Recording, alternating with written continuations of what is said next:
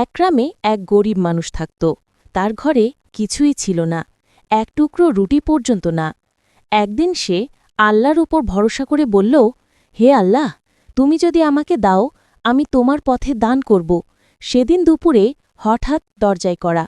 এক অপরিচিত ভ্রমণকারী তার হাতে একটা ছোট বাক্স দিয়ে বলল, ভাই, আমি বিপদে আছি, এই বাক্সটা একটু দেখে রাখবেন। এটা বলেই তিনি তাড়াহুড়ো করে চলে গেলেন। মানুষটা বাক্স তুলে দেখে চমকে গেল। ভিতরে সোনার মুদ্রা। তার মন বলতে লাগল, এই তো টাকা দিয়ে কত কিছু কিনতে পারিস, কেউ জানবে না। কিন্তু সাথে সাথে তার ঈমান বলল, অন্যের জিনিস রাখা হারাম, আল্লাহ দেখছেন। পরদিন ভ্রমণকারী ফিরে এলো। মানুষটা হাসি মুখে বাক্সটা ফিরিয়ে দিল। ভ্রমণকারী কাঁদতে কাঁদতে বলল, ভাই, আমি ইচ্ছা করে আপনাকে পরীক্ষা করতে এসেছিলাম। আপনার সততার জন্য এই সোনার বাক্সটাই আপনার জন্য।